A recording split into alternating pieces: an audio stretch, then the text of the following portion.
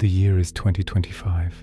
A generation stares at screens, scrolling endlessly through lives that aren't their own.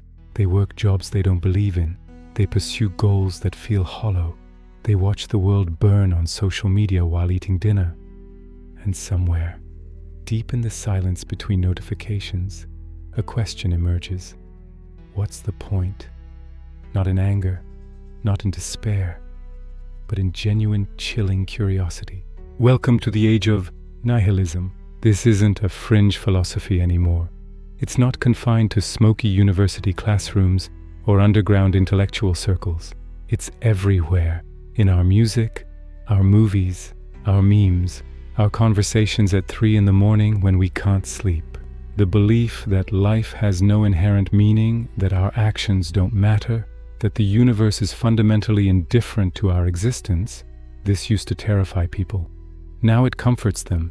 Something has shifted, something fundamental, and if we don't understand what's happening, we won't see what comes next. The emptiness is spreading, but it didn't start yesterday. To understand why nihilism is taking over, we need to go back, not to the beginning of time, but to the moment when humanity first stared into the void and realized it was staring back. Friedrich Nietzsche didn't invent nihilism, he diagnosed it. In the late 19th century, he looked at European civilization and saw something dying. Not a person, not a nation, but an entire structure of meaning that had held societies together for millennia. God is dead, he declared, and we have killed him. This wasn't celebration, it was warning. For thousands of years, religious belief provided the architecture of meaning. Your suffering had purpose, your sacrifices mattered. Justice would come, if not in this life, then in the next. The universe wasn't random, it was designed, moral, purposeful. Then came the Enlightenment, reason, science, progress. We learned that Earth wasn't the center of the universe, that humans evolved from simpler organisms, that natural laws, not divine will, governed reality, that morality might be cultural, not cosmic. Each discovery was liberating. Each discovery was also destabilizing, because if there's no God, no divine plan, no cosmic justice, then what anchors our values? What makes anything meaningful? Why should we care about anything at all? Nietzsche saw this crisis coming like a tsunami on the horizon. He called it the greatest event in human history. The moment when all our old certainties would collapse and we'd be forced to create meaning in a universe that offers none. But here's what he feared most. Not that we'd rise to this challenge, but that we'd simply give up, that we'd embrace the void, that we'd become passive, cynical, and convinced that since nothing matters ultimately, nothing matters at all. He called this passive nihilism, the slow death of the human spirit, and he predicted it would take centuries to fully unfold. He was right. The 20th century tested humanity like never before. 2 world wars killed over 75 million people. The Holocaust revealed what industrial efficiency could do to human bodies. Nuclear weapons gave us the power to end all life on Earth. The Cold War turned existence itself into a hostage situation. Philosophers responded to this carnage with new forms of nihilism. Albert Camus called life absurd. Jean-Paul Sartre said existence precedes essence, meaning we're born into a meaningless universe and must create our own purpose. The existentialists wrestled with freedom in a cosmos without God. But these thinkers weren't nihilists in the passive sense. They were active existentialists. They argued that the absence of inherent meaning was an opportunity, not a prison. We could choose, we could rebel, we could create. The problem is that this philosophy requires enormous psychological strength. It demands that you wake up every day and will your own meaning into existence. That you take responsibility for your choices in a universe that will never validate them, that you create value in the face of inevitable death and cosmic indifference. Most people can't sustain that, or won't, or simply don't want to.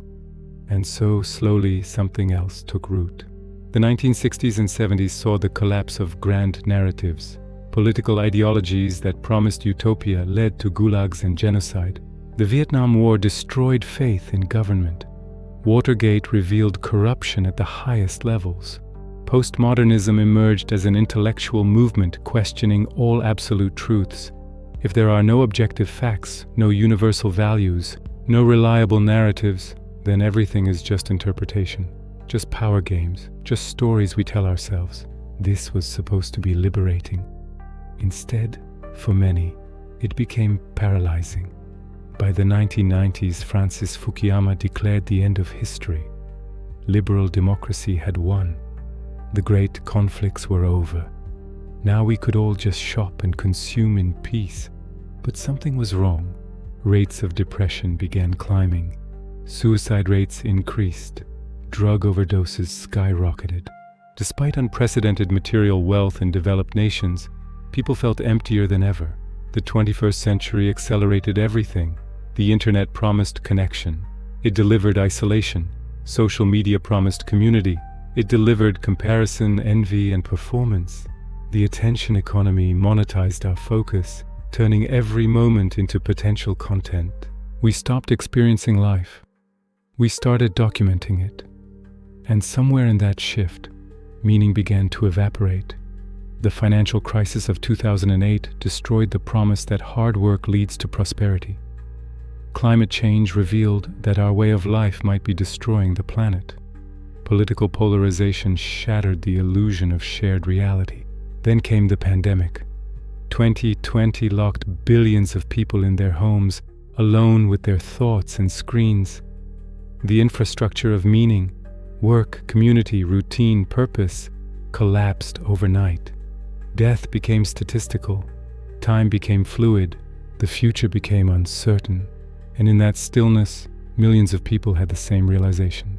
Their jobs were bullshit. Their relationships were shallow. Their ambitions were hollow.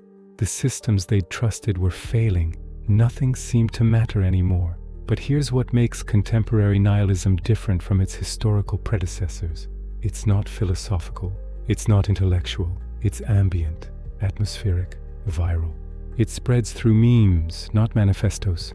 Through exhaustion, not argument. Through the quiet accumulation of disappointments, until caring feels like a mistake. This is what philosophers call practical nihilism. You might not believe life is meaningless in theory, but you act as if it is. You scroll instead of create. You consume instead of connect. You observe instead of participate. You become a spectator in your own existence. The symptoms are everywhere once you know what to look for. Irony poisoning. The inability to express genuine emotion without layers of sarcasm and detachment. If everything is a joke, nothing can hurt you, but nothing can fulfill you either. Doom scrolling. The compulsive consumption of negative news despite knowing it makes you miserable. There's a strange comfort in confirming your worst suspicions about the world. FOMO paralysis. So many options, so much content, so many paths, that you freeze and choose nothing. Decision-making becomes agonizing because no choice feels meaningful enough. Achievement exhaustion. You accomplish something and feel nothing. The promotion, the degree, the relationship milestone, they land flat because deep down, you don't believe they change anything fundamental about your existence. These aren't character flaws. They're rational responses to a world that seems designed to drain meaning from life. Consider the structure of modern work.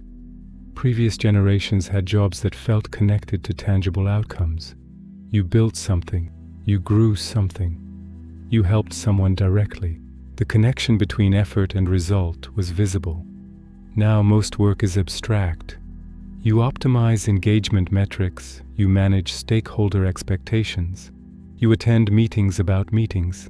David Graeber called these bullshit jobs, positions that even the people doing them suspect serve no real purpose. When your labor feels meaningless, when you spend most of your waking hours doing things you don't believe matter, nihilism isn't a philosophical position. It's a diagnosis. Consider the collapse of stable life narratives. Your grandparents could reasonably expect that education would lead to employment, that employment would lead to stability, that stability would allow for family, that family would provide meaning. This assembly line of meaning has broken down. Student debt prevents home ownership. Gig economy work prevents stability. Climate anxiety prevents long-term planning. the path forward is obscured. When the traditional sources of meaning become inaccessible or unreliable, nihilism fills the vacuum. Consider the nature of modern entertainment. We binge-watch shows where anti-heroes thrive and good people suffer randomly. We play video games where choices don't matter. We consume content that's increasingly cynical, dark, and ironic. This isn't because we're degenerating. It's because these stories feel true. They match our lived experience of a world where effort and virtue don't guarantee outcomes, where catastrophe strikes randomly, where justice is optional. We're not choosing nihilism, we're recognizing it. But recognition isn't acceptance. And this is where the story gets more complex. Because nihilism isn't monolithic. It comes in different flavors, with different consequences. There's cosmic nihilism. The universe has no inherent meaning. True and arguably undeniable given what we know about physics. Space is mostly empty. Time is vast. Our existence is a microscopic blip. There's existential nihilism. Individual human lives have no predetermined purpose. Also true. We're not born with instruction manuals or destiny tracking systems. But then there's moral nihilism. Nothing is right or wrong. Values are arbitrary. Ethics are illusions. This is where nihilism becomes dangerous. Because if nothing matters morally, if there's no difference between helping and harming, between creation and destruction, then why not pursue power? Why not take what you want? Why show restraint? The jump from the universe doesn't assign meaning to therefore cruelty is fine is a logical fallacy, but it's a seductive one, especially for people who feel powerless and want to feel something, anything, even if that something is destructive. We're seeing this play out in disturbing ways. Mass shootings where the perpetrators leave manifestos soaked in nihilistic rhetoric. Online communities that celebrate chaos and suffering as the only authentic responses to a meaningless world. Political movements that embrace destruction for its own sake. This is nihilism as pathology, as weapon, as excuse. And it's spreading because it offers simple answers to complex pain. You feel isolated? That's because connection is an illusion. You feel purposeless? That's because purpose is a lie. You feel angry? That's the only honest emotion in a dishonest world. These narratives are appealing precisely because they're partially true. They acknowledge real suffering. They validate real disillusionment. But they offer only one solution: give up. Stop trying, stop caring, stop believing anything can be better. This is the metastasis of nihilism, when it stops being a description of the universe and becomes a prescription for how to live. So what happens next? We're at an inflection point. The old sources of meaning have collapsed. Religion holds less sway. National identity is fragmenting. Family structures are changing. Career stability is gone. Even scientific progress feels ambiguous. It gave us smartphones and also algorithmic manipulation. And into this vacuum, nihilism pours. Some people will embrace it fully. They'll sink into cynicism, detachment, and despair. They'll become what Nietzsche feared most, the last men who blink and ask, what is love? What is creation? What is longing? And cannot answer. Others will react against it violently. They'll grasp for any source of meaning, no matter how toxic. Conspiracy theories, extremist ideologies, cults of personality, anything that offers certainty in an uncertain world. But there's a third path. And this is what Nietzsche actually advocated. Active nihilism, using the absence of predetermined meaning as fuel for creation. If the universe doesn't hand us purpose, we make it. If values aren't cosmically inscribed, we forge them.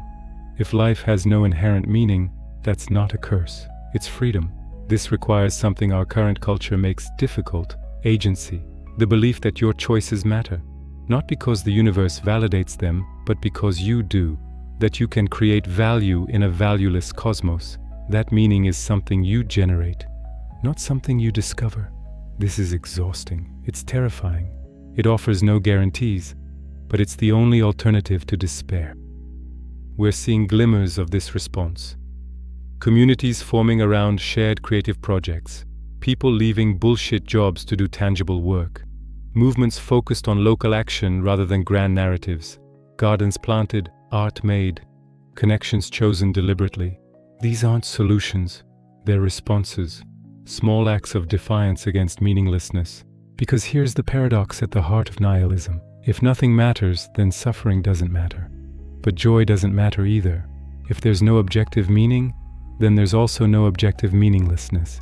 The void has no authority to declare anything worthless. The universe's indifference is total, which means it's indifferent to our declarations of meaning just as much as our declarations of meaninglessness. We're free, terrifyingly free, to create or destroy, to connect or isolate, to build or decay. Nihilism isn't taking over because it's true in some ultimate sense. It's taking over because it's easier. Easier than the hard work of creating meaning. Easier than the vulnerability of connection. Easier than the risk of caring. But easy isn't the same as good, and comfort isn't the same as fulfillment. The question facing this generation isn't whether life has inherent meaning. The answer to that is almost certainly no. The question is whether we have the courage to create meaning anyway, to say yes to life even when life offers no guarantees, to love despite loss, to build despite entropy, to care despite futility. This isn't optimism, it's something harder. It's defiance. The void will always be there. The universe will always be indifferent. Death will always be final. These facts don't change. But between birth and death, between the silence before we existed and the silence after we're gone, there's this strange, brief window, this moment of consciousness, this opportunity to shape atoms into art, neurons into narratives, time into meaning. Nihilism says this window doesn't matter, that the silence on either side renders everything in between worthless. But that's just another story. And like all stories, you can choose whether to believe it. The spread of nihilism reveals something crucial about our historical moment. We've lost our inherited meanings without creating new ones. We've demolished the old structures without building alternatives. The task ahead isn't to return to old certainties. Those are gone, and good riddance to many of them. The task is to forge new meanings that acknowledge reality without surrendering to despair, to build communities that matter even if the universe doesn't care, to create beauty that has value even if it will eventually decay, to love knowing you will lose, to strive knowing you will fail, to care knowing it won't ultimately change the cosmic ledger. This is the challenge nihilism poses, not as a philosophy to accept or reject, but as a crucible that will determine what human beings become in the 21st century. Will we collapse into passive acceptance? Will we lash out in destructive rage? Or will we rise to the terrible freedom of creating our own meaning? The answer isn't written in the stars. It's being written right now in millions of small decisions. Every time someone chooses connection over isolation. Every time someone builds instead of destroys. Every time someone says, "This matters to me." In a universe that offers no validation, nihilism is taking over, but it hasn't won yet. The future remains unwritten, and that terrifying blankness, that's not emptiness, that's possibility. If we're truly living in an age of meaninglessness, why does the idea of meaning still haunt us? Why can't we simply stop caring? And what happens to a society that tries?